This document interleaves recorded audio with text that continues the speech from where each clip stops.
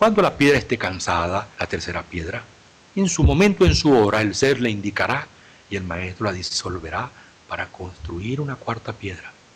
Y esto significa que lo deberá hacer en otro planeta, en otro sistema de mundos, distinto al nuestro, donde él encuentre la medida necesaria para que aquella piedra sea disuelta voluntariamente, porque todo se hace de acuerdo a la vibración de un sistema de mundo, de acuerdo a un planeta, de acuerdo a las condiciones kármicas.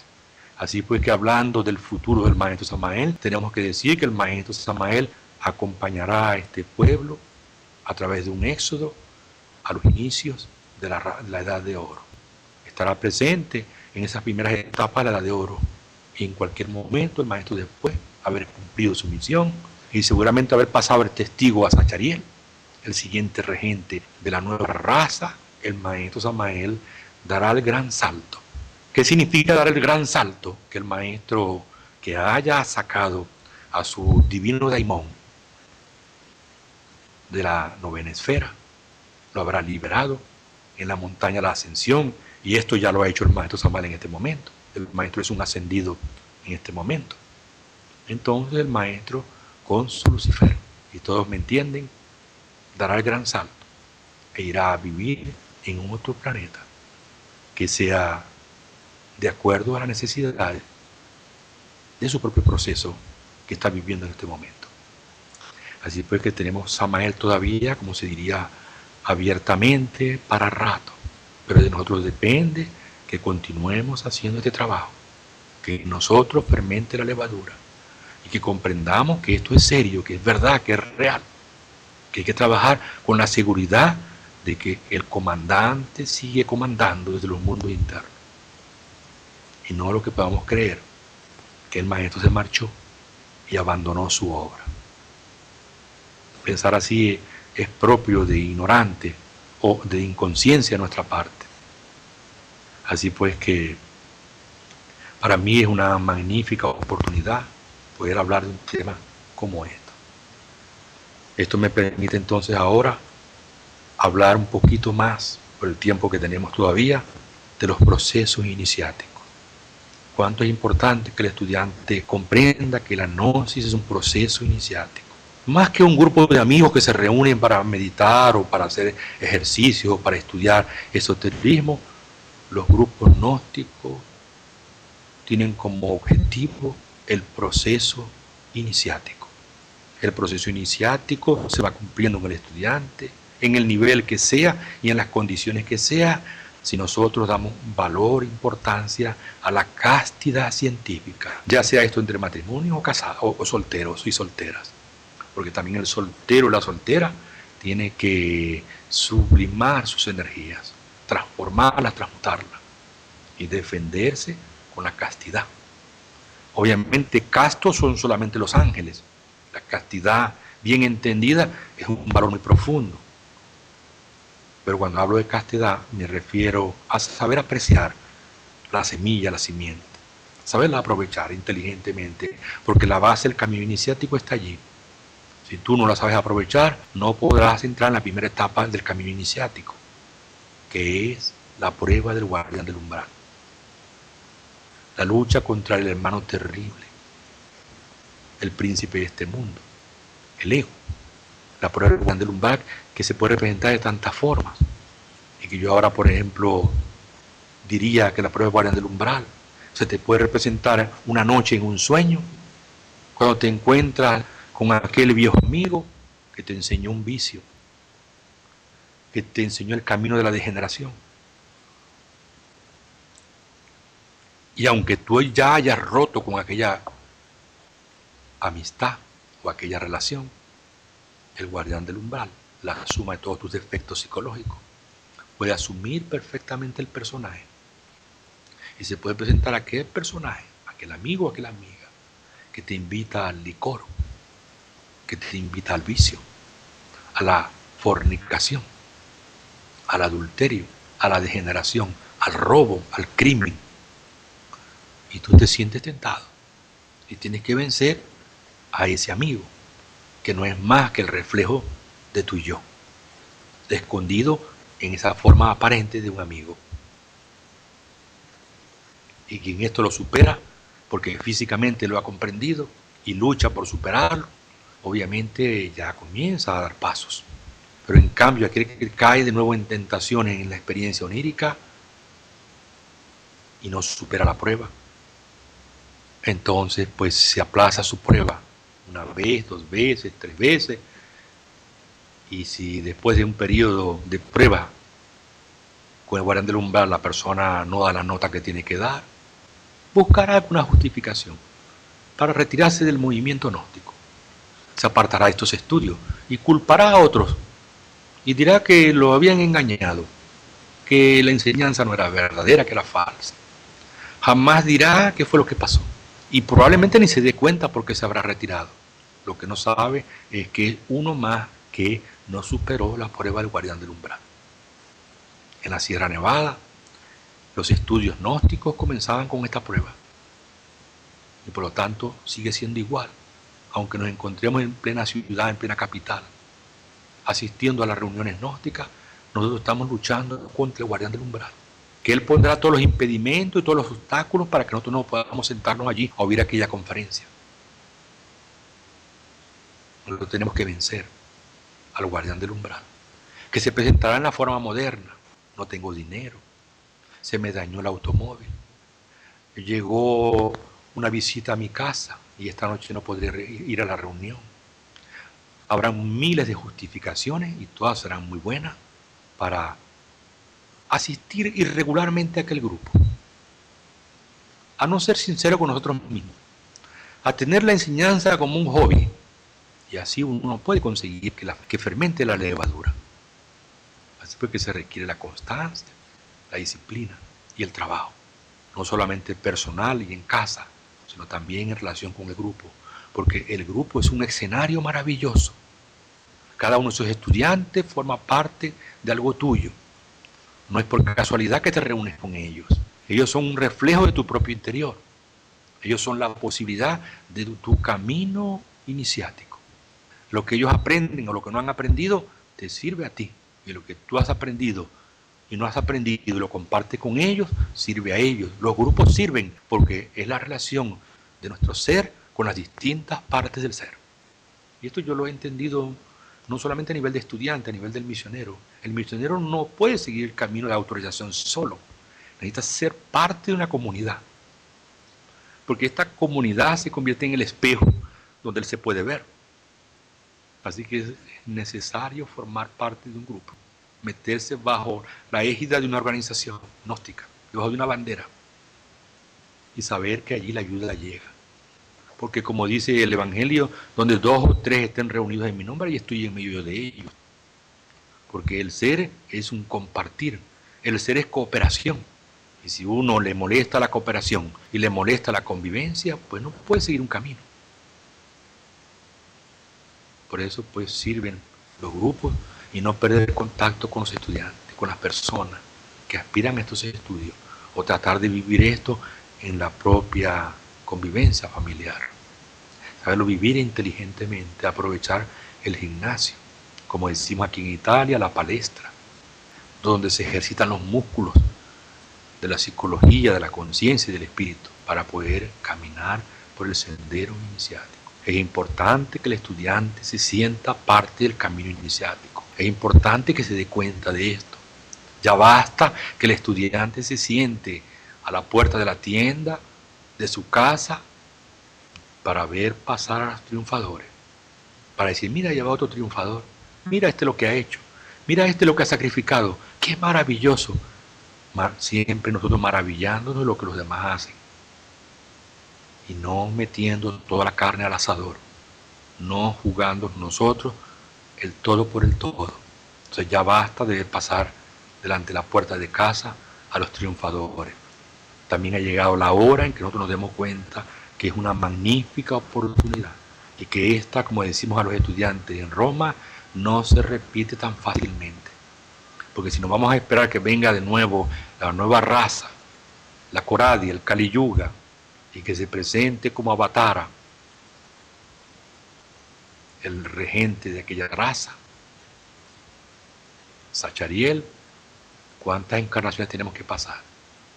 El proceso de Samael ahora hay que aprovecharlo, porque si lo unimos al nuestro, Él nos dará una buena mano, un buen impulso. No ver eso, no entenderlo, verdaderamente, perdón la expresión, es estúpido. No darse cuenta la maravillosa oportunidad que tenemos en este momento. No se repetirá tan fácilmente de nuevo una oportunidad así. Aunque uno no se autorrealice con este cuerpo, por lo menos como buen soldado, morir con las botas bien puestas. O sea, no abandonar la lucha y estar allí al pie del cañón para vivir estos procesos, para estar cerca de todos estos procesos del camino iniciático. Es muy importante sentir que nosotros formamos parte de un camino interior y que está en juego nuestro ser, y que si fracasamos nosotros, fracasa el ser. Por lo tanto, pues el ser tiene la confianza también puesta en nosotros, la Divina Madre y las distintas partes del ser. El estudiante, a través de la técnica, la meditación, del silencio interior, tiene que conseguir establecer una relación con su íntimo, tiene que llegar a meditar en él. Lo enseña el maestro Samael en las Tres Montañas, que es el mapa de este camino: meditar en el íntimo, orar al íntimo, sentir al íntimo, acercarse por la vía de la introspección al íntimo, de modo que el íntimo tome posesión de nuestra vida y esta comience a ser dirigida, y empecemos a vivir todos esos procesos del camino, que se van a vivir en forma sencilla y que no son tan espectaculares como lo vemos en las películas o como están escritos en los libros, que formará parte de nuestra propia vida cotidiana. Yo les puedo decir, por ejemplo, como un testimonio, que a veces los testimonios dicen más que las imágenes, que las palabras, que me sucedió una vez, que había una señora en la asociación que yo pertenecía en Maracaibo, una señora mayor de edad. Bueno, la señora siempre la vemos allí a su edad, hacía lo que podía. Y los jóvenes pues siempre nos sentimos llenos de vigor y de fuerza y de esperanza y de proyectos para el futuro. Yo de vez en cuando veía a aquella señora que traía sus hierbitas y sus plantitas, y entonces si aquel hermano tenía tos, le daba un remedio, y si aquel tenía problemas de estómago, ella tenía remedios para este, para el otro y para el otro. Y todo lo hacía con tanta caridad, con tanta benevolencia, que la verdad que yo tocaba la compasión, tocaba el sentimiento por esta persona. Y yo decía, caramba, qué pena, ¿no? Como diciendo, qué lástima que esta persona que tiene tantos anhelos no tenga un cuerpo joven para hacer el camino, para vivir la obra, etcétera, etcétera, etcétera. Me llegó una experiencia onírica esa noche y me encontré con esa señora recibiendo una iniciación de misterios menores y me quedé maravillado. O sea, la labor que ella estaba haciendo en aquella asociación gnóstica estaba conectada con el proceso del camino que ella estaba viviendo. Es increíble esto. Por lo tanto, pues, cuando una persona adulta, anciana o en ciertas situaciones difíciles viene a la asociación, me acuerdo siempre de aquella señora. Nunca debo olvidar eso. Me sucedió también en República Dominicana, que entonces me encontraba asistiendo a un trabajo con todos los hermanos gnósticos. Y yo decía, caramba, ¿y cuánto calor hace en este país? No sé si más que Maracaibo, pero hacía un calor ese día terrible. Y estábamos nosotros en aquella sala, cerrada por todas partes, y sudábamos allí de modo terrible. Y yo, ¿cómo es posible que estemos en este sitio?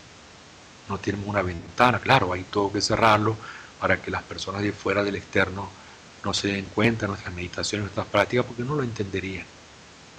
Y así como estaba cansado, me quedé dormido un instante en aquella silla y en segundo me di cuenta de la llegada del Maestro Jesús con su túnica blanca y su manto rojo. Aquel ser con hombros anchos, con rostro joven, firme, y me maravilló la presencia de Jesús en aquel lugar. Quedé impactado y estuve a punto de romper el silencio y decirles a todos, señores, aquí entre nosotros está el gran Kabir Jesús. O sea que cualquier reunión gnóstica, por insignificante que parezca, si aquellos hermanos están trabajando sinceramente, son asistidos por fuerzas superiores. Por eso es maravilloso que hayamos encontrado en esta encarnación el movimiento gnóstico, la obra del Maestro. Más no podemos estar agradecidos, como un día se lo dije a la maestra Litelante. La cosa, maestra, le dije, más grande que ha sucedido en mi vida es haber conocido al Maestro. ¿Y sabe cuál es la segunda? Si lo llegara a volver a ver físicamente. No creo que pueda haber cosa más importante en mi vida que esto. Ella se sonrió. Obviamente me entendió, porque ciertamente por la enseñanza del Avatara, del Maestro, ha cambiado por completo nuestras vidas y nos ha conectado al camino iniciático, que al fin y al cabo lo único que interesa es eso, seguir el camino. Aunque seamos luego parte de una organización y se trabaje de un modo, de una forma, lo más importante es encontrar el camino, la senda perdida, y sentir uno que está en el camino, y sentir uno que es sometido a pruebas, y que sentir uno que es tentado, y que Dios se ocupa precisamente de aquellos que pasan por tribulaciones. Es decir, cuando uno tiene tribulaciones en el camino, cuando no sufre y todo se ve tan fácil, no es buena señal. Aquí cuando todo va demasiado bien, hay que preocuparse un poco. Pero cuando las cosas están difíciles y estamos atravesando por terribles tentaciones, entonces casi que tenemos que decir aleluya, dar gracias porque son parte de las pruebas del camino. Es decir, las humillaciones son necesarias para poder alcanzar las exaltaciones. Y para vencer estas humillaciones, pues uno tiene que aferrarse al ser, al íntimo, a ese Dios interno, a ese hombre verdadero que está en lo profundo de la conciencia de cada uno de nosotros, aunque no lo tengamos todavía encarnado. Pero para él somos una esperanza. Por eso es importante sentirse en el camino, sentirse como somos evaluados, porque todo viene evaluado. Una oración que tú haces, si no la haces bien, la evaluación da un resultado negativo. Si tú te sientas a meditar 20 minutos, media hora, y la meditación no concluye bien, la evaluación es negativa. Si tú te pones a trabajar en un yo, pero por cansancio lo dejas y te vas a dormir, la evaluación ha dado un resultado negativo. Cada práctica esotérica debe partir con una motivación.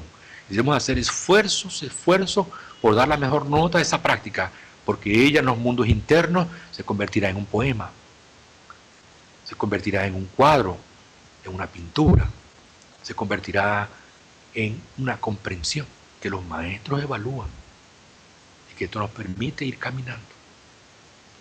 Uno debe sentir cuando hace una práctica esotérica si aquella práctica ha alcanzado el máximo, ha dado la mejor nota, o uno la abandona por pereza o por falta de fe, porque duda lo que está haciendo. Las evaluaciones son continuas, individuales, en grupos, en retiros espirituales, en congresos, en seminarios, en simposios. Cada paso que damos gnósticamente está siendo evaluado. Y si tú te das cuenta de eso, entonces trabaja aceleradamente porque necesitas ser evaluado. Pero atención sin abusar. Y les cuento un ejemplo de algo que me sucedió. Me puse a trabajar retrospectivamente sobre la lujuria, recapitulando distintas situaciones, distintas escenas. Y fueron tantas escenas que terminé identificado con el yo. Me olvidé de mi divina madre. Ya caramba, cometí un error. Estaba tan cansado de aquella recapitulación que al final terminé yo del lado del yo, a favor del enemigo. Y me fui a dormir y la respuesta fue concreta. Había dado una mala nota. Había ensuciado mis propias vestiduras y ahora mi divina madre tenía que limpiarlas. Y no lo tenía fácil mi divina madre.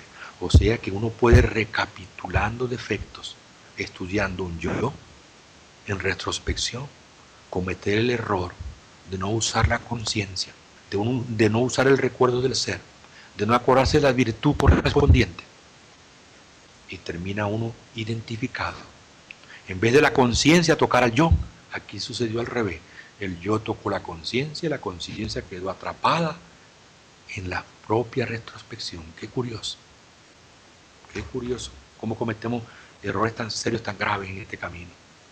Por eso es tan importante trabajar en el equilibrio entre el ser y el saber. El estudiante no solo debe meditar en el yo, debe de meditar también en el ser. Hay meditaciones para meditar en el ser, para fortificar nuestra capacidad de amar y sentir el ser, porque de ahí surge la voluntad y la comprensión para trabajar con el yo. Si a un estudiante solo se le habla del yo y de la muerte del yo, si el estudiante se convierte en un yoísta y ve el yo en todas partes y se olvida de su divina madre, se olvida del primer amor, fracasa. Por eso hay que equilibrar el aspecto místico con el psicológico, el aspecto ontológico con el trabajo psicológico. Y en eso pues el misionero tiene una responsabilidad, porque él también tiene que vivirlo en forma personal. Tiene que saber llevar a su comunidad, a su grupo, hacia un trabajo equilibrado. Trabajo que, repito, viene siempre evaluado. Y es evaluado por las jerarquías. Y es evaluado por los señores de la ley. Y hay pruebas esotéricas que vienen de Samael. Y hay pruebas esotéricas que vienen de los maestros del karma. Y hay pruebas esotéricas que vienen de las distintas partes del ser. Hay pruebas esotéricas que vienen del Espíritu Santo, del Keter de la Cábala. Y puede ser que tú le estés pidiendo ayuda a la Divina Madre y es ella exactamente la que te está probando. Y por lo tanto permanece en silencio, porque es ella la que te está probando. Y a veces recurrimos a un maestro del karma y nos olvidamos que es la propia ley la que nos está sometiendo a pruebas. Cuando uno es sometido a pruebas en el camino iniciático, una de las cosas que tiene que evitar es protestar contra los maestros.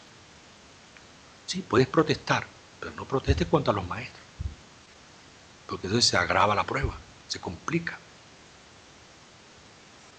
La prueba sirve, aunque fracases, sirve para detectar un yo, para que te des cuenta. Por lo tanto, no hay desperdicio en la prueba. La superes o no la superes, la prueba te sirve, porque te das cuenta de tu punto flaco, de tu punto débil, de dónde estás fallando. Te autodescubres a través de la prueba. Las pruebas pueden venir y cuando vienen del lado de Lucifer son tremendas, porque son tentaciones.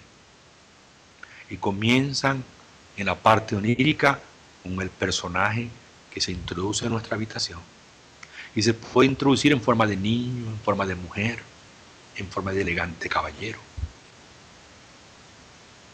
Y eres sometido a pruebas. Es sometido a pruebas al que obviamente lucha por su castidad, lucha por su transmutación. No puede ser sometido a prueba una persona que no valora la simiente, que no valora el mercurio, porque las pruebas se hacen para limpiar la piedra, para darle forma cúbica. Es en la piedra donde los maestros ven el resultado. Por eso casi todas las pruebas, aunque sean de ira, de orgullo, de envidia, de vanidad, de celos, están conectadas todas con el yo de la lujuria. Si tú vences en ese defecto, si no derramas el vaso de Hermes Trimegisto, entonces has superado la prueba. Cuando pedimos ayuda a los maestros, la ayuda viene, pero en forma de prueba. Pasas la prueba y la ayuda se te da a continuación. Por lo tanto, hay que saber cuando uno pide. Si uno es un perigüeño, como decimos, uno que pide demasiado, que abusa en el pedir, debe prepararse porque está pidiendo tanto. Y no sabe que cuanto más pide, más será sometido a pruebas. Por lo tanto, hay que ser en eso mesurado. No es un pecado que un estudiante, hombre y mujer, aspire al camino iniciático. Y que la primera cosa que tiene que hacerse consciente es del color de su mercurio.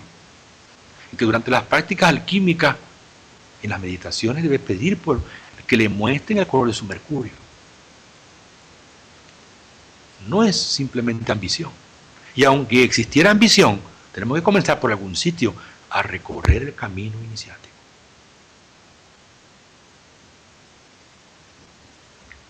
Bueno, pues todo este tema se basa en el presente y en el futuro de Samael. Estamos ahora en un presente que apunta claramente hacia el futuro de la obra de Samael. Nos debe preocupar sobre todo el presente. Nos debe preocupar el camino y nos debe preocupar o interesar, por cambiar la palabra mejor, estar en contacto con el gurú. Es muy importante estar en contacto con el gurú. Pensar en él, a leer sus obras, simplificar el camino, entrar en un trabajo de introspección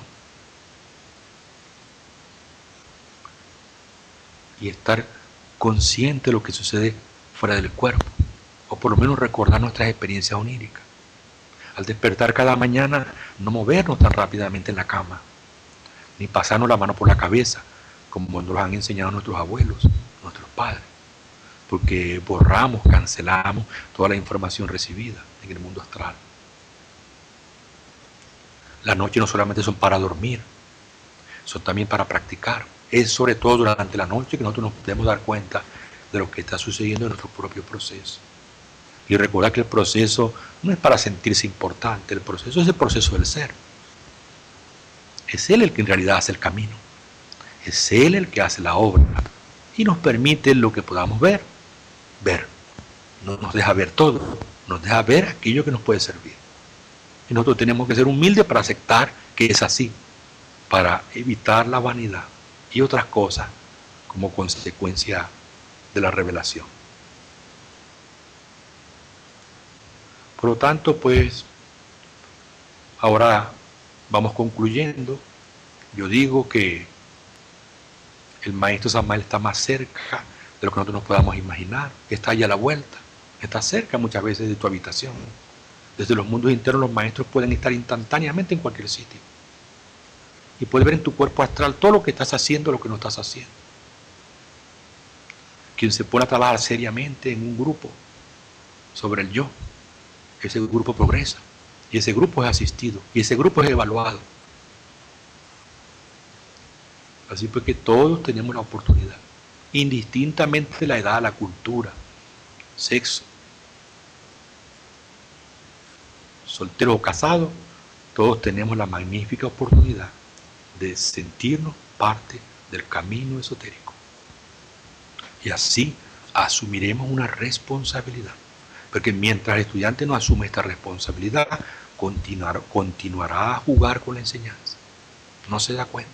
No se da cuenta cómo debe dormir. No se da cuenta que debe estar atento a la copa. Atento al adulterio. Atento a tantas pruebas que se le presenten y no se da cuenta. Él cree que esas pruebas son para aquellos que van más adelante, o para los que vivieron en tiempos de la Sierra Nevada, o para aquellas personas que tienen más valores. Nos damos cuenta que nosotros mismos estamos siendo observados desde los mundos internos.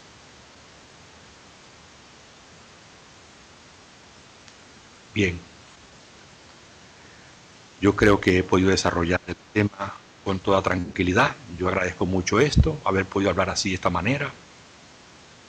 Y bueno, pues sí hay muchas más experiencias con el maestro Samael, pero yo creo que con esto ha sido suficiente como testimonio de lo que nos ha tocado vivir. Y como dije al principio, no creo que sea el único que viva estas cosas con el maestro. Hay muchos estudiantes que las están viviendo. Y no porque me lo cuentan, sino porque también me doy cuenta que es así.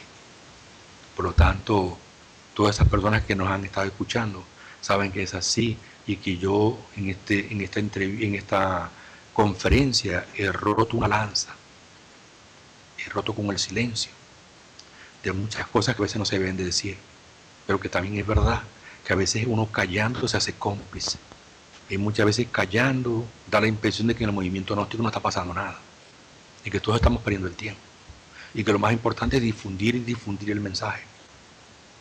Yo creo que hay tiempo para callar y tiempo para hablar. Y hay que saber cuándo es el momento de hablar y cuándo es el momento de callar. Bien, yo creo que hemos desarrollado el tiempo más allá, no sé si me podrás decir qué tiempo hemos cumplido en este momento. Y luego pues si hay algunas preguntas, con mucho gusto podemos tocar algunos aspectos en que yo pueda extenderme un poquito más si hay tiempo. Genial, Rafael. Sí, tenemos todo el tiempo del mundo, así que si te parece, pasamos a algunas consultas y preguntas.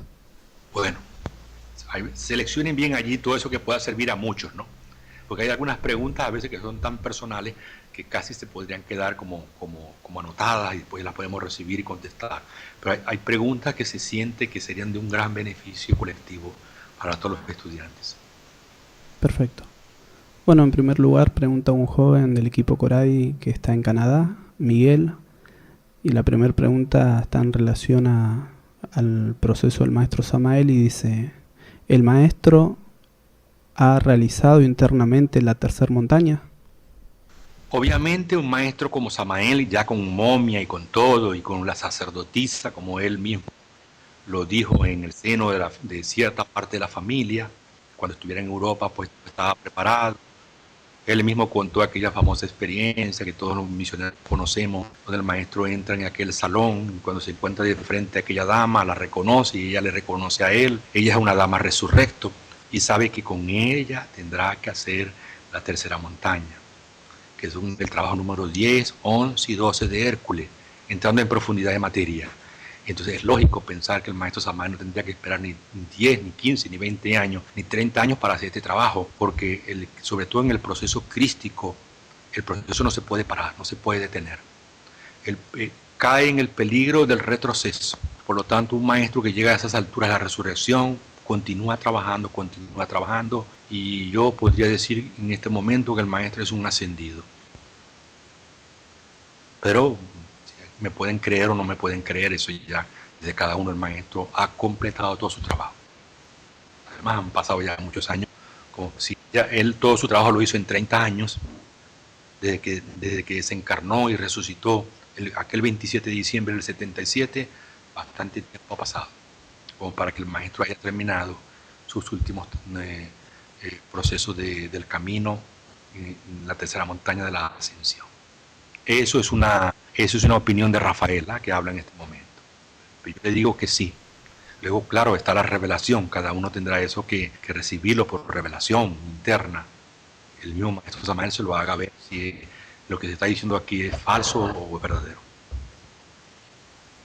Bien, ahora desde México pregunta Alberto Sales y dice, ¿se podría decir que el Noé bíblico era el mismo arcángel Michael guiando aquel éxodo? No lo dice el maestro, no sabemos que esto lo cita el maestro en ningún sitio, ¿no? Claro, uno lo conecta porque si Samael mismo es el regente de la actual raza aria y ha hecho todo el proceso, está preparando todo el proceso de éxodo, podríamos pensar en cierto modo en el Manu Vaidya Bhata, pero como no lo ha dicho el maestro, allí lo dejamos para Alberto en la incógnita de la investigación de cada uno de nosotros. Queda incógnita, no tenemos una respuesta. Como diría el maestro Samael en su época, cuando le preguntábamos algo así extraño, porque uno se sacaba esas preguntas de la manga a ver cómo lograba pillar al maestro que en algo se encontrara con dificultad, decía muy modo sencillo, hermano, no lo he investigado. Y así ya uno decía, bueno, tiene razón, no se tiene por qué saber todo. Hay muchas cosas que permanecen en secreto y que para los mismos maestros hay secretos. No sabemos que el Manu Vaidya Bhata, el no bíblico, haya sido el arcángel, no lo sabemos. Bien, ahora desde Colombia Filomena pregunta y dice, ¿cómo se puede hacer cuando uno está en un lugar donde no existe grupo gnóstico? ¿Cómo podemos establecer un trabajo interior? Parece increíble, pero no habiendo grupo gnóstico ya no es propia culpa de ella, ¿no? Sino no tiene exactamente un lugar. Ella, sin embargo, con la enseñanza, si la tiene, si la conoce sus prácticas, ella debe practicar cada día. Y ella estará en conexión internamente con esos grupos, porque ella no es único su caso, hay muchos casos así. Otra cosa es que uno esté en un grupo, en una ciudad, y uno abandona. Pero si uno, por la razón que sea, no puede participar de un grupo y se pone a trabajar, eso le ayudará tanto. Además, al final el grupo sigue siendo la familia con la que ella convive, los compañeros de trabajo, las personas que le rodean. Ella debe aprovechar al máximo ese gimnasio. Y a ver, aprovecho esta pregunta para decirle, por ejemplo, en el trabajo interior, para ser muy concreto, para no especular, ella ahora necesita trabajar en el defecto de los celos, por ejemplo, el yo de los celos. Entonces ella tiene que sentarse a meditar, como enseñaba el maestro, en las personas que le rodean. A ver, ¿qué celos puede sentir en relación con esta persona? ¿Cómo se fundamentan los celos con esta persona? Cambia de escena y va hacia otra persona. Y va hacia una tercera persona. Y va a una cuarta persona. Y poco a poco, haciendo este ejercicio, empieza a recorrer la lista de personas que conoce y que han estado formando parte de su vida. Y descubrirá que el yo de los celos, aunque es el mismo yo de los celos, se comporta de una manera. Se comporta con el uno de otro, y con el otro de otro, y de otro. Y así nuestra amiga que nos hace esta pregunta, ella va a encontrar su grupo. Su grupo en realidad también puede ser las personas que le rodean. Porque los celos que ella puede experimentar con un novio, con su esposo, o con la madre, o con un hermano, o con un tío, o con el compañero de trabajo, o con la compañera, o con el jefe de la empresa donde trabaja. Es decir, ella tiene que recabar toda la información que se necesita, crear un verdadero archivo de información respecto a ese yo, y cuando lo haya examinado en todos sus ángulos a través de distintas personas, estará trabajando con un grupo. Y entonces eso lo podrá ofrecer ella como trabajo de comprensión a su Divina Madre. Y su Divina Madre le asistirá. Pero si, por ejemplo, a nuestra amiga que hace la pregunta, ella trabaja con el yo de los celos y empieza a especular sobre este yo de los celos y este yo de los celos y siempre especulando y no lo relaciona con la convivencia cotidiana, no logrará encontrar la causa por la cual se manifiesta este defecto. Es en la convivencia cotidiana, es en relación a las personas que surgen, que brotan aquellos aspectos psicológicos que nosotros necesitamos conocer. Eso es lo que le dice el maestro. Por eso, volviendo a la pregunta del grupo, sirven los grupos de las asociaciones, porque esas personas, todas ellas, tienen una psicología que me permiten a mí actuar de un modo, de otro y de otro, porque nunca nos comportamos de igual manera con cada persona. Siempre escondemos una parte, enseñamos otra, mostramos una, nos dejamos ver otra, y es así como el yo en su camuflaje se transforma como camaleón y se esconde así, se esconde asado. Nosotros tenemos que en esa convivencia autodescubrirnos. Así pues nuestra amiga trate de trabajar de esa manera y ese sentirá parte del trabajo con un grupo. Ahora Darío desde España consulta y dice, ¿de qué forma el maestro trabaja con otros maestros de la Logia Blanca? Y pregunta, ¿es cierto que su base o su centro de gravedad se encuentra en Europa en estos momentos? Bien, su centro de gravedad esotérico del maestro Samael es en el mundo causal. Eso está claro que es el mundo causal, pero yo entiendo su pregunta. Físicamente, ¿dónde tiene el maestro Samael su centro de gravedad? Por mi experiencia en aquellos días, estoy hablando de años atrás,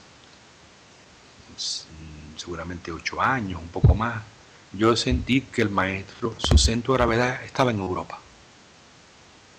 Y lo sentí relacionado mucho con Francia, España, Italia, Inglaterra, y sobre todo en la parte de Inglaterra relacionado con el conde Saint Germain, que de nuevo trabaja con la lengua inglesa y que tiene muchos discípulos en todas partes. Y el maestro Samael forma parte de ese proceso. Por lo tanto, se está cumpliendo lo que quizás el maestro me ha querido hacer ver, es que se está cumpliendo lo que le había dicho, que le dedicaría años a Europa, unos 20 años, una cosa así. Pero yo no creo que el maestro esté superditado, aunque estuviera en su centro de gravedad en Europa, solo Europa, porque teniendo la piedra filosofal, yo recuerdo algunas otras experiencias con el maestro Samael, siendo acompañado de un maestro sufi. Y me di cuenta que era un maestro sufi, porque en la parte astral tú no preguntas, tú sabes, tú te das cuenta directamente, lo sientes que es así. Y el maestro pues venía acompañado de aquel maestro sufi. Y el maestro Samael mostraba a aquel maestro sufi sus discípulos en Europa y sus discípulos en América. Y me di cuenta que viajaban por muchos lugares. Le dije al maestro, usted viaja por muchos sitios. Claro, me miró para decirme efectivamente, aunque tuviera su centro de gravedad en un determinado sitio, el maestro puede estar a la vez en muchos lugares, en muchos sitios. Y eso es así para un maestro que posee la piedra filosofal.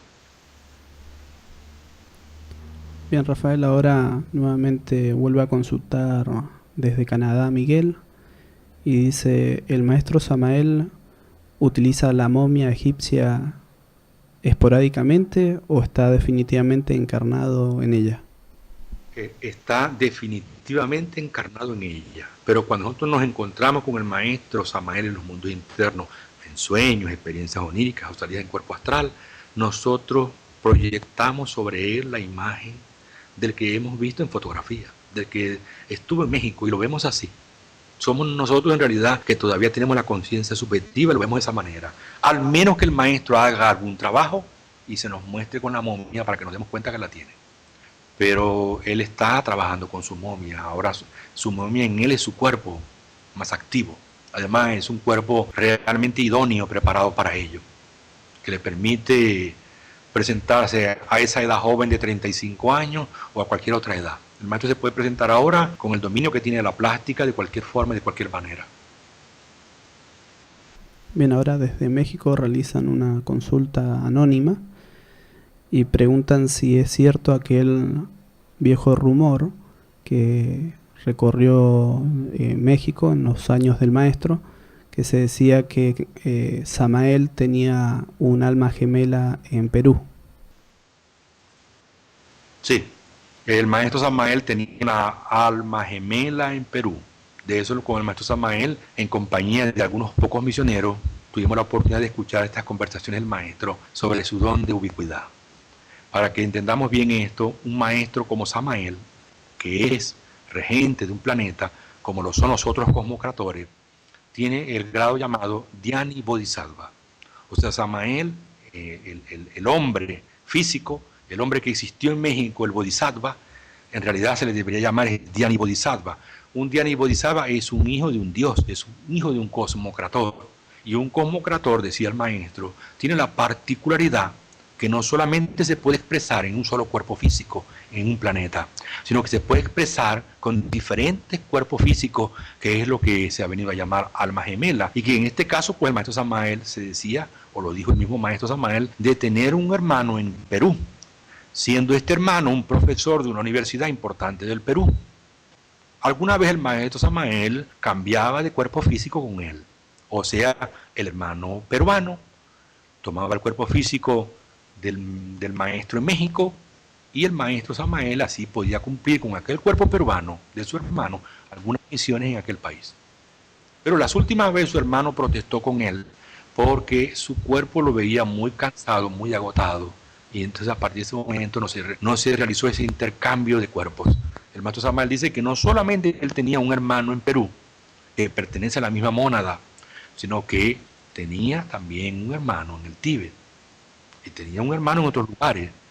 Pero maestro nos puede decir, dijo secreto de Estado, no lo puedo decir, es secreto de Estado. Un general no tiene por qué mostrar todas sus armas, ni decir dónde están. Entonces me recuerdo que le pregunté al maestro, maestro, ¿es la esencia dividida? Y me dijo, yo no tengo esencia.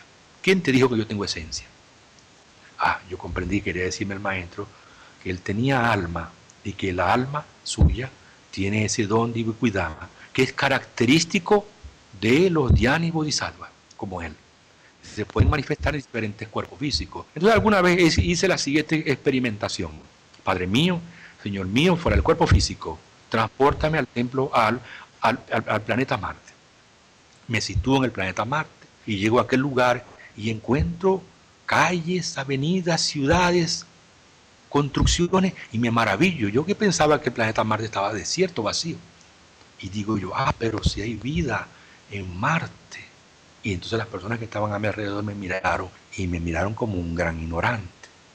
Y yo sentí vergüenza, porque claro, uno se cree todo lo que la información que le llega de los medios de comunicación.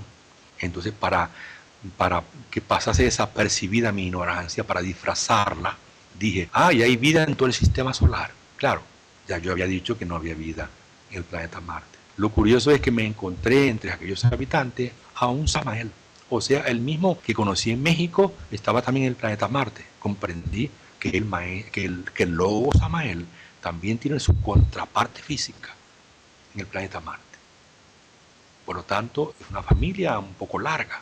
No es tan cortita como parece que solamente es un arma gemela en el Perú. Son varios.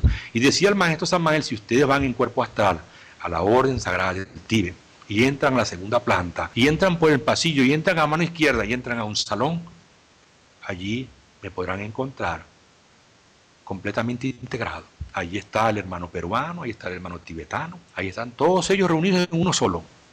Es entonces por única vez que nosotros podemos estar, decía el maestro, completamente integrados en uno solo.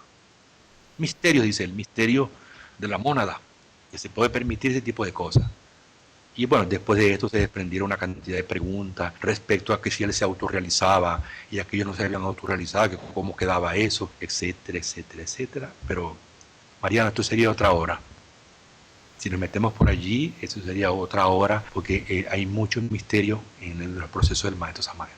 Si él mismo vivía como Dr. Manuel Gómez Rodríguez en Colombia, y también al mismo tiempo vivía en México como Daniel Coronado, no había muerto todavía Daniel Coronado y ya vivía Víctor Manuel Gómez Rodríguez. Por eso una dama En California le dijo que ese era un misterio, que ella también lo tenía, ese misterio. O sea que él, por eso él decía, soy inmortal, porque aunque muera en un cuerpo, continúo viviendo en otro. Misterios de la mónada de un cosmogrador. De esto, para encontrar mayor información, habría que penetrar en las enseñanzas del señor Krishna. La enseñanza del señor Krishna se ocupan de la reencarnación, no del retorno, sino de la reencarnación de maestros, de seres que se pueden permitir vivir con distintos cuerpos en distintos lugares. Como un Dios, por eso es un Dios. Como Dios que puede estar en todas partes, estos Dhyani Bodhisattvas se pueden permitir estar en distintos lugares a la vez. Así que todo eso que él ha oído, la pregunta que viene de Canadá, es así, es cierto. Esa información se comentaba en casa del maestro cuando alguna vez íbamos de visita. Y el maestro mismo gustaba hablar de esto. Yo no sé si también debo decir a los que nos están escuchando que al maestro le gustaba hablar de todas estas cosas, del proceso. Hoy no se habla de esto, hoy es tabú, hoy es peligroso, hoy es mitomanía, hoy se critica que un hermano hable de estas cosas. Pero es estimulante uno oír estas cosas. Yo recuerdo que el movimiento gnóstico se hizo a través de esos procesos del maestro. Sus libros están llenos de eso. Y en sus libros en realidad hay poco para que luego todo lo que enseñaba el maestro Samael en forma privada. Y eso pues le dio una gran fuerza al movimiento gnóstico, porque te cambia por completo la visión de la vida. Así pues que debemos hablar de estas cosas sin entrar en la exageración, sabiendo ser equilibrado y sobre todo trabajando duramente en la muerte del yo. Pero alguna vez uno siente con ciertos grupos de estudiantes, de hermanos gnósticos, que se puede reunir en ciertos lugares y tener este tipo de conversaciones privadas, en un círculo cerrado, como lo solía hacer el maestro Samael. No era que de esto hablaba él delante de cualquier persona, se daban las ocasiones del maestro reunido con un pequeño grupo de misioneros, hacía todos estos comentarios maravillosos y que a todos nos fueron de gran ayuda.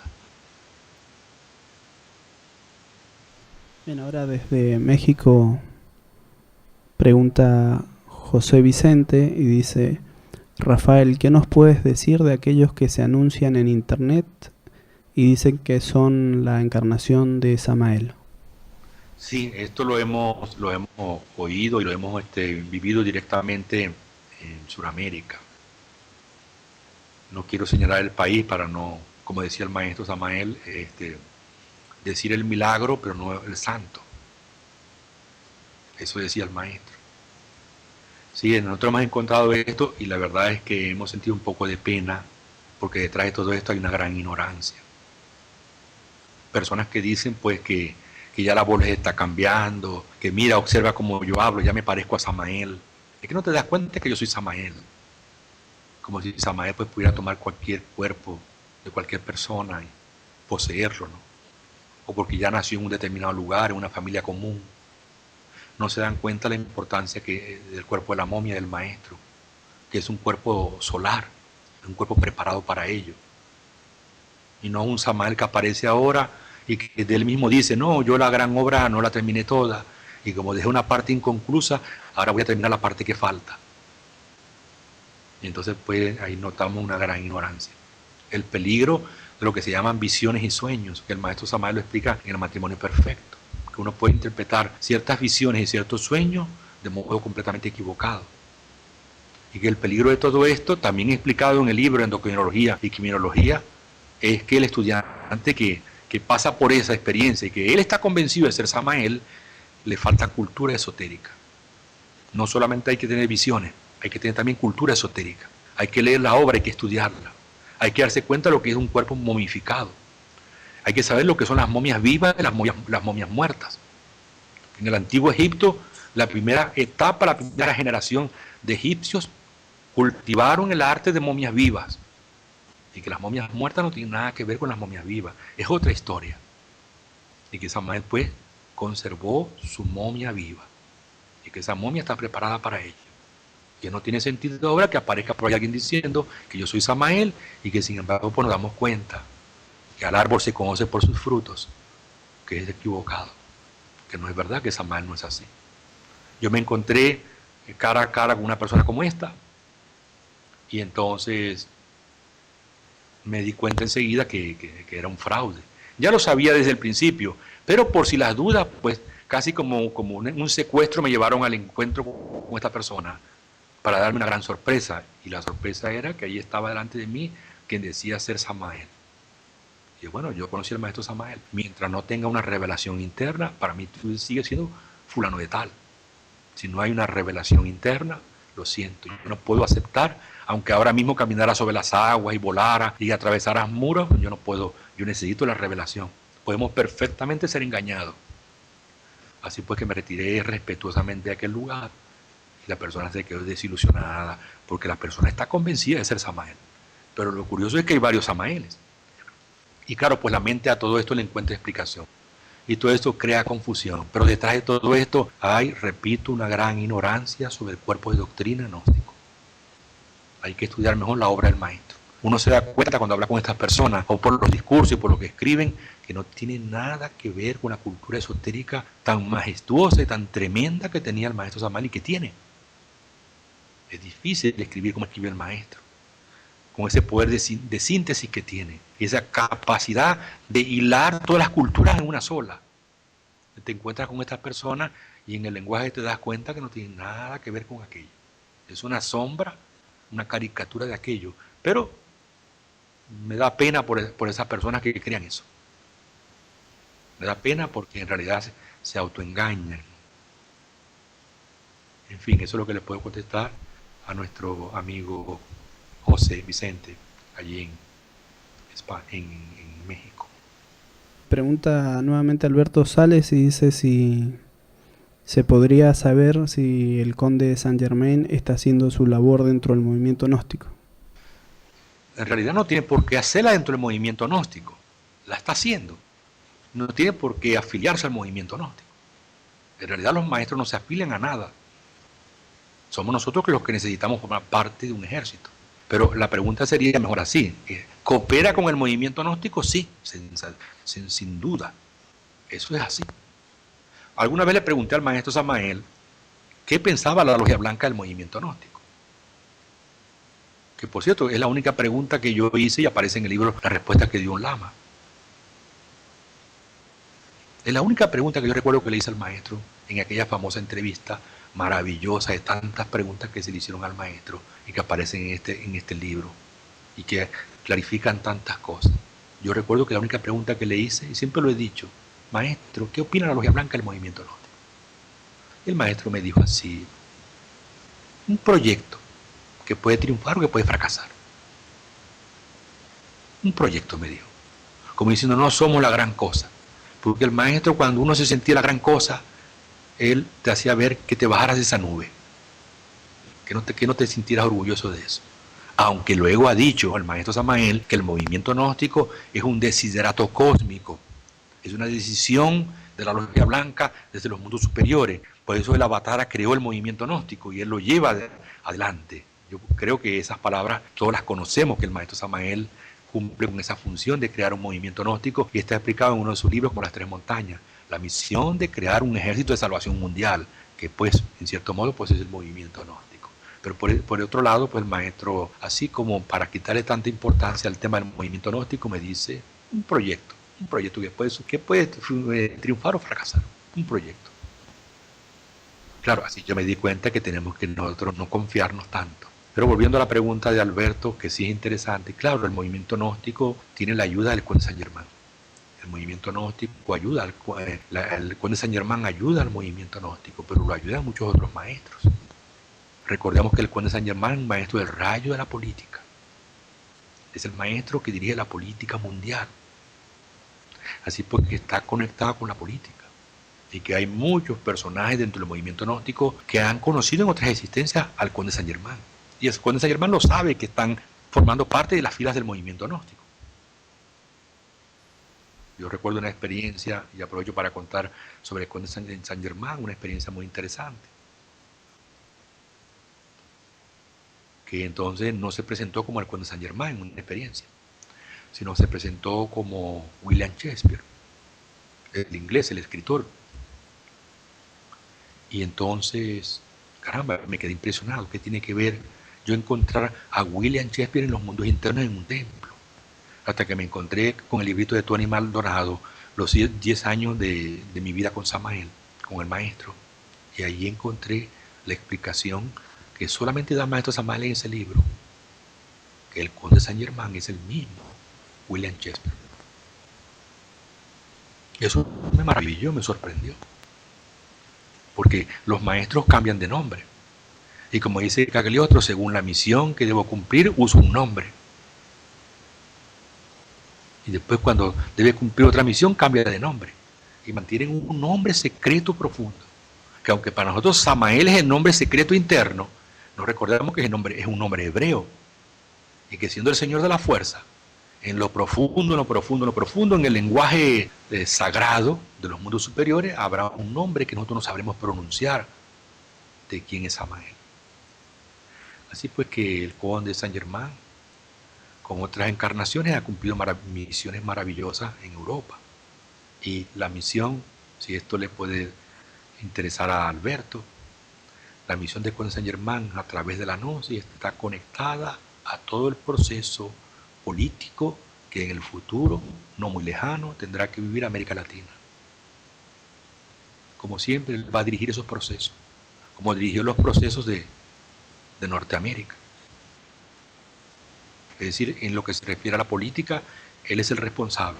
En lo que se refiere a las milicias, a la fuerza, el responsable es Samael. Y cada maestro, su departamento, cumple una función en favor de una causa, en este caso en la causa del movimiento gnóstico. Yo imagino también que toda la causa tibetana que dirige y guía el Dalai Lama, o el Lama Dalai, como decía el maestro, también tiene el apoyo de la Logia Blanca, hasta cierto punto. Y habrá de todo, porque claro, pues también habrá sus imperfecciones en otras organizaciones, y habrá gente muy sincera en esos movimientos. Así, Alberto, que los maestros como el conde Saint Germain no se meten en ninguna organización. Sin embargo, saben dónde apoyarlas y cómo apoyarlas. Ahora desde Argentina, Nicolás, también colaborador, miembro del equipo Coradi, pregunta y dice: ¿por qué ocurre que muchos discípulos directos y estudiantes de la Gnosis sueñan, como en tu caso, y tienen experiencias relacionadas al ejército, a la milicia y demás, vinculadas al maestro y a la Gnosis? Bueno, porque el maestro Samael, pues, es una recurrencia que tenemos todos los militantes del movimiento gnóstico, porque con él hemos estado en otras épocas, en los tiempos del César, en otras épocas, siempre con la fuerza o la parte militar, pero también el maestro Samael ha desarrollado el campo de la mística. Por ejemplo, si pensamos en la encarnación de como Tomás de Kempis, nos damos cuenta que también tiene ese aspecto desarrollado, esa parte del ser. Y como también decía el maestro Samael, hay una parte de mi ser que se ocupa de la medicina, decía el maestro.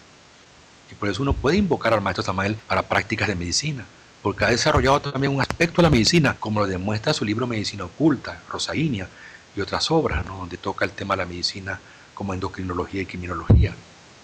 Así que es vasto el conocimiento de este logo, ¿no?, que nos sirve a todos, pero es cierto que nos sentimos afines relacionados con el proceso político, militar, de muchas épocas de la humanidad con el maestro, y que lo hemos conocido seguramente en otras épocas, o por lo menos hemos estado bajo la acción de esa fuerza que dirige prácticamente en el planeta Tierra, sobre todo la raza aria, para quien lo pregunta de Argentina, que es la que más seguramente ha pasado por conflictos bélicos, ¿no? Porque lo que, a pesar de la degeneración, dice el maestro, de la Atlántida, lo que se ha hecho en esta no puede ser comparado jamás. O sea, lo que aquí se ha hecho con la bomba atómica en Nagasaki, en Hiroshima, las conquistas de los aborígenes en América, los exterminios en los campos de nazis, lo que aquí hemos hecho no tiene nombre. O sea, pasa a la historia como una cosa única, ¿no?, de este planeta, en este Kali Yuga. Entonces, pues por eso quizás pues a Samael le ha tocado, al quinto de los 7 le ha tocado la parte más dura, más difícil. De hecho, por eso decía, de los 7, todos saben que el quinto es el que más ha sufrido, de los 7 cosmogratores. A él le ha tocado la parte más dura. El metal es el hierro, la quinta raza es la más difícil. y sin embargo también es el lugar donde el Mesías viene, se crucifica y enseña el camino de la salvación. Por otro lado, pues aunque es doloroso, también ha sido un honor, porque como decía el maestro, por lo menos en la encarnación de Julio César, pude preparar el escenario necesario para Europa. O sea, él pudo contribuir a lo que hoy es Europa, a la vida urbana. Y entonces, pues esa recurrencia la sentimos todos, ¿no? En el aspecto militar, político, pero también en el aspecto esotérico, en la medicina, en la cábala. Es decir, un Samael pues es la síntesis de muchas cosas. Yo siempre digo que es difícil ubicar a Samael en un sitio, no sabemos si ponerlo como... Yo me lo imagino mexicano, pero me lo imagino también colombiano. Además me lo imagino peruano, y también lo podemos imaginar tibetano, o el Samael europeo, en la Edad Media, el Samael chino, en la Orden del Dragón Amarillo. Samael es difícil ubicarlo en un sitio, aunque tengamos solo una idea de él, ha recorrido tantas culturas. Por eso pues tiene esa capacidad de avatar, ¿no? Se ha preparado muy bien para una misión de las más difíciles de todos los 7 avataras, porque la misión más difícil es cuando se conquista la 5ª ronda, cuando se conquista la 4ª ronda, que es la ronda física, cuando se llega al mayor grado de materialidad y al punto más lejos del universo espiritual. Le ha tocado precisamente a él. Esa es la vinculación que todos sentimos. Vuelvo a preguntar Filomena de Colombia y dice, ¿cómo puedo entender que se requiera cultura esotérica y al mismo tiempo se hable de casos de campesinos y analfabetos que están en la gnosis? Ah, es cierto, de simplicidad. Bueno, la cultura esotérica es distinta a la cultura general. La cultura esotérica es llamar las cosas por su nombre. Una cosa maravillosa en la cultura del maestro Samael es que llama las cosas por su nombre. O sea, uno con él supo entonces entender, por ejemplo, qué cosa es la libre iniciativa, qué cosa es la imitación, qué cosa es el miedo y la búsqueda de seguridad, qué cosa es la juventud, la edad madura, la maternidad, la muerte. Por ejemplo, me detengo en el concepto de la muerte que nos enseña el maestro en sus libros. Especialmente cito Educación Fundamental porque la persona se habrá dado cuenta que estoy hablando de los capítulos de Educación Fundamental. Cuando el maestro dice que ver a un ser humano en el ataúd, allí muerto, en medio de la sala de una funeraria o en tu casa, no significa haber comprendido los misterios de la muerte y la vida, a mí eso me deja perplejo, me invita a meditar. ¿Qué está diciendo el maestro? Entonces, pues han pasado muchos años, y siempre me hago la misma pregunta. ¿Qué quiere decir el maestro Samael? Que no basta ver al ser querido allí muerto, para que uno diga, ya comprendí lo que es la muerte. Entonces, pues un día reflexionando sobre esto y meditando, me llegó esta comprensión, que está dicha por el maestro, que precisamente la muerte tiene una cosa bella, una cosa maravillosa, y es que es un sello que se pone a una vida que ha concluido. Y que si ese sello no se pone, la persona no puede hacer una evaluación, no puede hacer una suma y resta de sus valores positivos y negativos para sacar una conclusión de qué tipo de vida ha llevado y qué vida puede llevar después.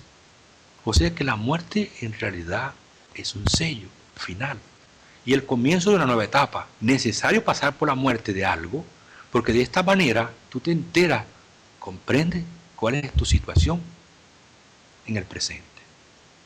O sea que ver a un ser querido allí muerto en el ataúd tiene la maravilla que ese muerto, que ese ser querido, amado, está pasando por ese momento en un proceso muy necesario para que se dé cuenta la vida que ha vivido, cómo la ha vivido y cómo mejor la debe de vivir. Y nos debe alegrar que ese ser querido esté allí, porque por fin se podrá dar cuenta de ciertas cosas, de ciertos valores.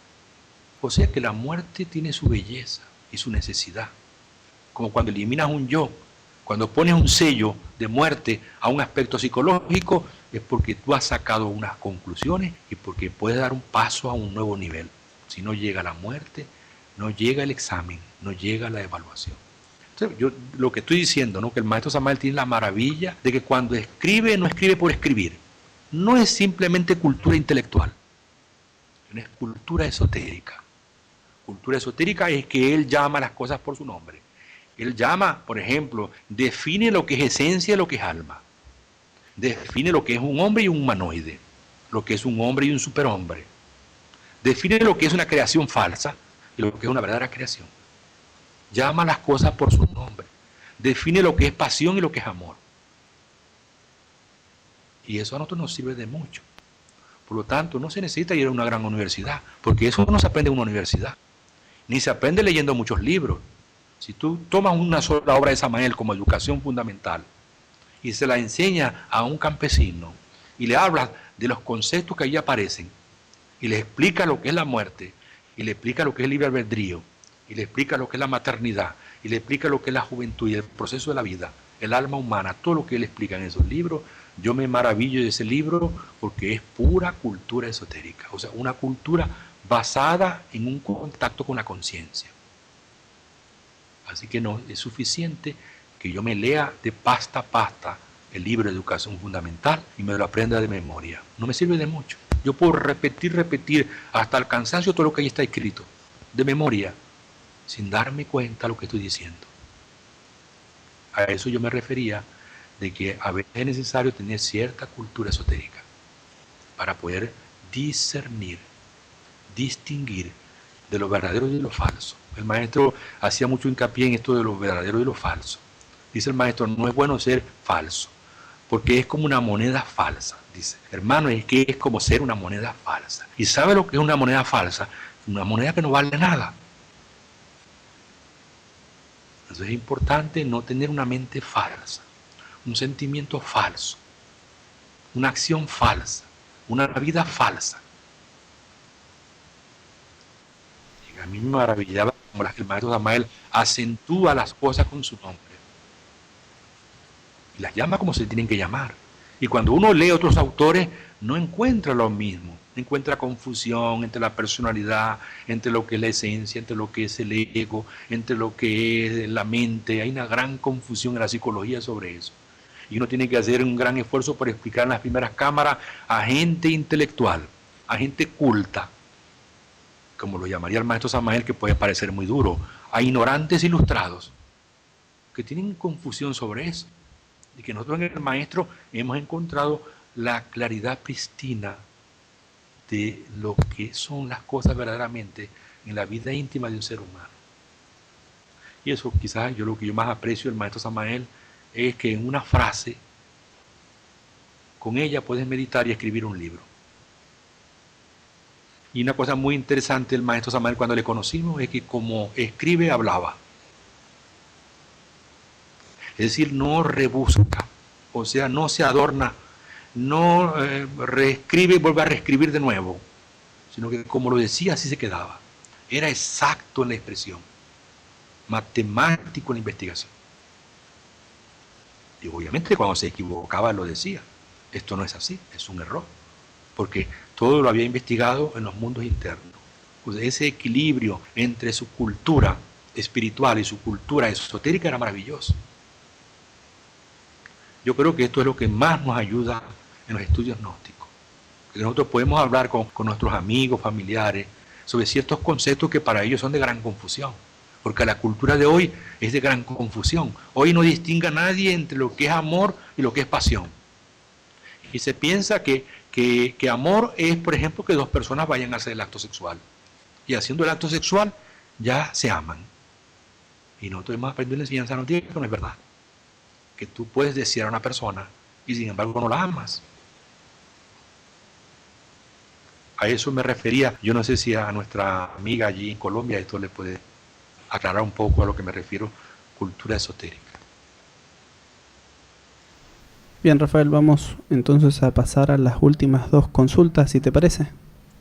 Y terminamos, me parece muy bien. Muy bien. Desde Brasil consulta Raúl, que dice es misionero gnóstico, y dice: ¿cómo podemos comprender al Cristo rojo Samael como Cristo y al mismo tiempo como ser humano. Ok.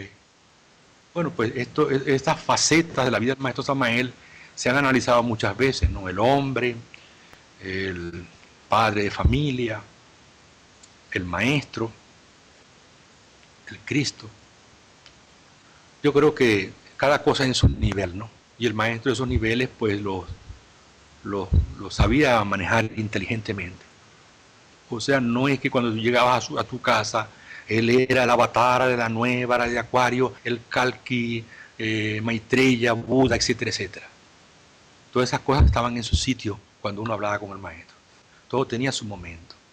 Me recuerdo que en una ocasión hablando de Samael se puso la mano en el corazón aquí presente, en el corazón se le ponía aquí en la mano el maestro. Y así pues nosotros distinguíamos que estábamos delante del hijo de Samael y que él era el Dhyani Bodhisattva y que en él algunas veces este ser divino, este logo, se presentaba. Como por ejemplo algunos comentarios que se hicieron algunas veces cuando nosotros solo en una ocasión, yo recuerdo la única mía de acompañar al maestro Samael a Cuernavaca, a cierto lugar donde iba con la familia, que por cierto, debo decirlo, si era un domingo, nos advertía la familia y nos advertía el mismo maestro a través de la familia, queda prohibido utilizar la palabra gnosis este domingo. Nadie debe hablar de gnosis. Y entonces pues en aquel momento era el papá, como le llamaban al maestro, el abuelo. Y entonces pues aquello era una convivencia agradable, familiar, donde tú no tenías por qué hacer preguntas esotéricas. Pero de pronto el maestro pues se sentaba por allá a meditar, o se relajaba, y entonces en medio de la familia que estaba allí haciendo un picnic, tomando sol, disfrutando de un ambiente tan maravilloso en aquellos sitios de México, el maestro Samael abría los ojos y decía, habla para usted Samael, aún veo. ¿Alguien tiene alguna pregunta? Y claro, pues todos se quedaban allí pasmados, ¿no? Sorprendidos, porque ya no era el papá. Ahora, como dice la persona que nos pregunta de por allá de Brasil, ahora hablaba el Cristo rojo. Y entonces, pues, absoluto silencio. Y alguien rompía el silencio y hacía una pregunta esotérica, porque el maestro en ese momento estaba en estado de éxtasis. Estaba unido a su Cristo. Era el Cristo en aquel momento, como bien se le ha definido cuando se le llama Cristo rojo, porque le asociamos a la sangre de la gran obra, al color rojo de la alquimia, y sobre todo porque le asociamos al Cristo de Marte, del planeta Marte. Entonces en aquel momento alguien lanzaba una pregunta, pues el maestro era vertical en la respuesta. Y no quiero citar ahora, ciertas personas hicieron ciertas preguntas que fueron, mejor no haberlas dicho en aquel momento, y lo mejor era guardar silencio, pienso yo, porque en aquel momento se jugaba todo tu destino. Lo que él dijera al maestro Samael podía ser un rayo que te partía en dos. Entonces pues se era prudente, pero obviamente habían respuestas muy sabias, depende de cada persona que preguntaba. Y aquel que no estaba haciendo buen camino en ese momento, aunque fuera un miembro de la familia, recibía un tremendo regaño y una llamada de atención de ese Cristo rojo. Aquello pasaba y el maestro de nuevo regresaba a su estado natural y aquel papá volvía a jugar de nuevo. Bien, la última consulta la realiza Charlie desde Argentina y dice, en su opinión, ¿el movimiento gnóstico debería estar unificado o los diversos lineamientos muestran que la gnosis es unidad múltiple? Bien, yo creo que en su pregunta, y eso lo hemos aprendido con los años, ¿verdad?, de misionero, en la pregunta está su respuesta. Cuando una pregunta es buena, lleva ya la respuesta. Es cierto, la unidad múltiple perfecta, porque además la humanidad está formada por familias, por rayos. A veces estos rayos son cósmicos, que se agrupan por rayos cósmicos, ya sea el rayo de Venus, el rayo de Marte, relacionado con la ley, con todo cósmico. Y a veces el rayo se asocia por afinidad, por culturas. La cultura mexicana, la cultura maya, la cultura inca, la cultura tibetana, la cultura china, la cultura árabe, la cultura druida, celta de Europa. Y hay personas que han vivido fuertes recurrencias entre ellas y por eso se juntan en un movimiento. ¿Y cómo les dice que se vayan de allí y se unan a otros? Tienen que vivir esos procesos allí. Por eso yo considero imposible unificarlo. Yo creo que está unificado así como está.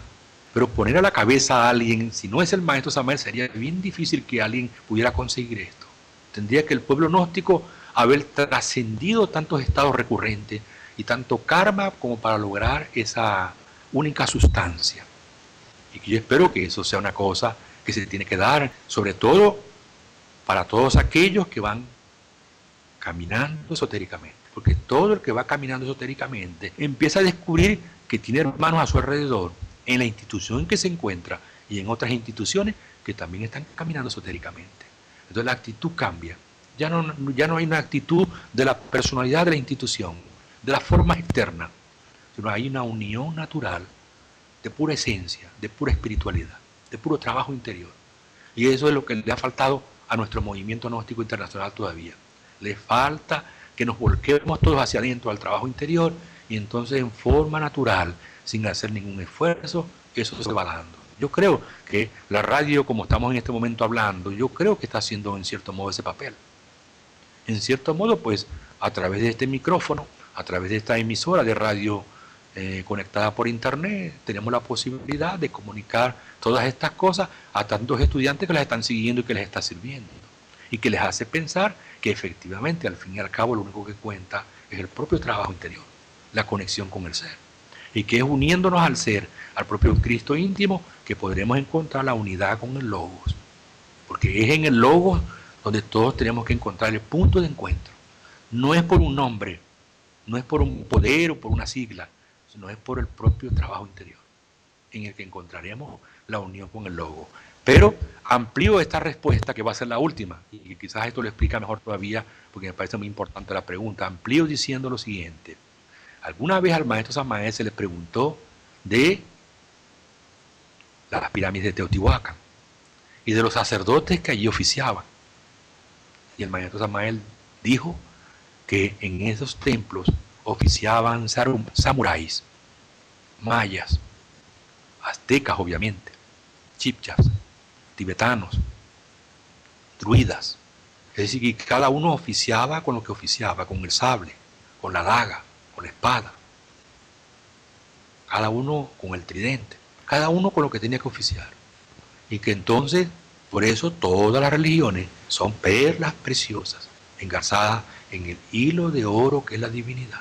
Y que la divinidad, al fin y al cabo, nos une a todos. Seamos blancos, seamos amarillos, seamos rojos, de distintas razas, al final nos fusionamos en la fuerza única que nos puede fusionar a todos, que es la fuerza del amor. Porque como dice el maestro Samael, no hay mayor religión que la religión del amor. Es la religión, la del amor, la que unirá a todo. Y esas son cosas que tienen que surgir, no se pueden imponer. Por lo menos el diálogo se establece, pero debemos entender que hay grupos que están viviendo procesos y que son necesarios que los vivan ellos. Y si tú verás, si abandonas tu grupo y te vas a un grupo de esos, y bueno, pues te conectas con aquel proceso, que es un proceso que también te puede servir.